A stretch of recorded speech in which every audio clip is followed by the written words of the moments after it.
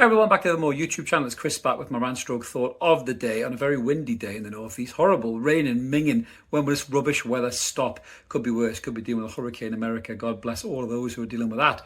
But sorry for the delayed video on this one. Many of you might have wondered where the 3-year anniversary video was. What are you doing, Chris? You're slacking. Apologies.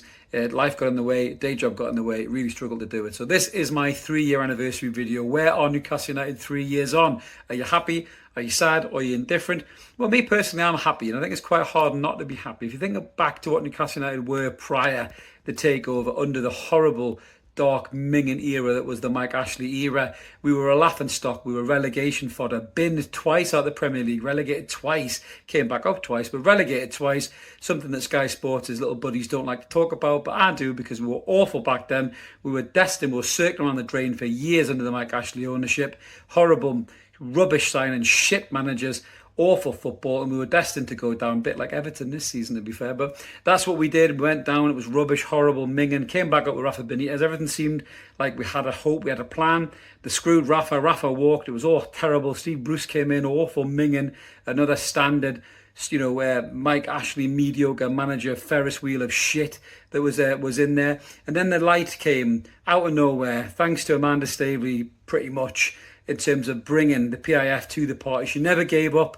She pushed, she was ridiculed, she was laughed at. People were saying there's no way that lot are going to buy Newcastle. They'll buy Liverpool, they'll buy Manchester United. Well, they did buy Newcastle, contrary to the Premier League trying to stop the deal going through, which they did on multiple occasions. But it did go through, and Newcastle United were bought by the PIF of Saudi Arabia. And 3 years on, where are we? Way ahead of where we used to be. We're not a relegation fodder team anymore. We're not a laughing stock. We've got England internationals playing for us. We've got Brazilian internationals playing for us. We're a good team. We're a very good team. We finished in the Champions League. We finished 7th last season. We should have got Europe, but we didn't because of a technicality. Eddie Howe kept us up the first season he was here, playing some great stuff towards the end, and then transformed us really as a team, as a club, as a city. There's unity there. Everyone's buzzing again to be going back to the ground. People who binned the season tickets many moons ago can't get back for love nor money. People are screaming for a 100,000-seater stadium. Whether you can fill it or not remains to be seen. But 3 years on, it's quite hard to be upset about where we are as a club. You could be frustrated, though. There has been some frustrations, especially of late, in terms of the board, the change upstairs, the unsettling of the manager, sporting directors, flat transfer windows, PSR, FFP, strangulations. But a lot of that is out of the club's control. It's all perpetuated by the powers that be in the Premier League, who try to stop this takeover from happening in the first place. And ever since the takeover's happened, has basically tried to stifle it and handcuff it every single step of the way. Now, regardless of that, we've signed some great footballers, which we had to, because we hadn't signed good players for a long time. And that's why we were as turgid and as crap as we were. But signing players like Kieran Trippier, even Dan Burn as well at the time, solid Premier League players who could be better than what you had. And then came the sparkle, Bruno Guimaraes, Alexander Isak, Joe Linton being transformed by Eddie Howe, Anthony Gordon, even Nick Pope, a good goalkeeper between the sticks in England international. So all these great players coming in has really elevated Newcastle United to be a top 6, top 7 team in the Premier League. Now, injuries bar, last season we might have finished the Champions League again. We tasted the Champions League again, first time in 20 odd years, smashed PSG 4-1 at St James's Park. So these amazing memories in the last 3 years are so hard for anybody to sit and slag off, really, that they're not happy with the takeover. Now, some people may have their own geopolitical reasons for not being happy for the takeover, and listen, that's on you. Respect to you, stick to your guns. And if that's what you believe, that's what you believe. But in terms of the football success, it's hard not to be happy with what's happened in the last 3 years. What concerns me, though, is what's happened in the last probably year and a half.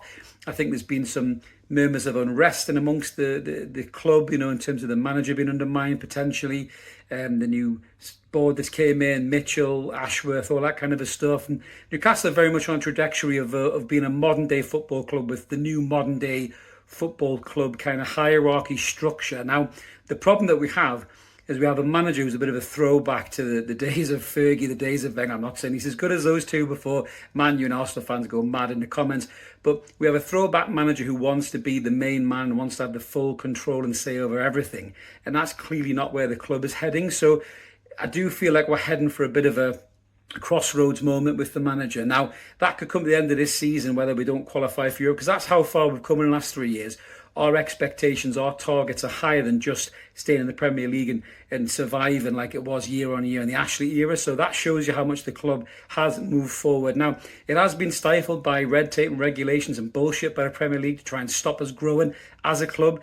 Now, the Manchester City court case may very well change the game with that, may very well make things different for sponsorship money to come in and therefore allow us to pay people more salaries and sign more players as well. So let's see what happens in the next couple of transfer windows with that. But in terms of the summary of the 3 years, I think it's been a success. I think to go from where we've been as a club, the laughing stock, mid-table mediocrity, the Sports Direct Arena, to St James's Park, to talking about a new stadium at Leazes Park, to being Champions League teams, European chasing teams, beating some of the biggest teams in the league with some brilliant, fast, intense, free-flowing football with the best striker we've probably had since Alan Shearer in the shape of Alexander Isak.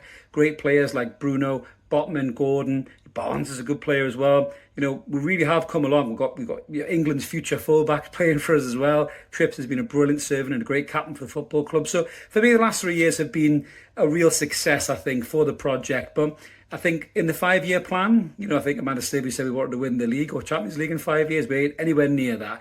PIF may have to readdress the next 5 years and where they want to be as a club. Maybe the Man City court case could change things and help them accelerate to get to that target. But I think right now Newcastle United need to concentrate on finishing back in the top 4 position to get back in the Champions League, entice those great players, keep the good players that you have, and increase that revenue commercially as well, and just become one of the elite teams really in Europe. That's what they want to try to be. A mainstay Champions League team that gets in there year on, year out. But, top 6, that's a good way for Newcastle United to be, I suppose, moving forward as a club. But we want to progress. We want to try and push up and break in that top 4 as a mainstay. And then beyond that, can you push for the title? I don't know. Are City and Arsenal so far ahead of you? And with the financial constraints, is it too difficult to achieve it? Let me know in the comments below what you guys think. How do you feel about the 3 years? Are you happy with the progress? Do you think we could have done better? Do you think I'm right? Do you think we're light years away from the Ashley year and we've got to be happy with that and be pleased that we're not going to go back to those days? Or do you want more from the PIF, Eddie Howe and the club as well? We always like to hear from you. Smash a comment, and if this is the kind of thing you like, subscribe, like the channel, help us grow. We'll be back with some more content soon. Have a belter. Happy 3-year anniversary. A little bit late, but better than never. See you later, everyone. Take it easy.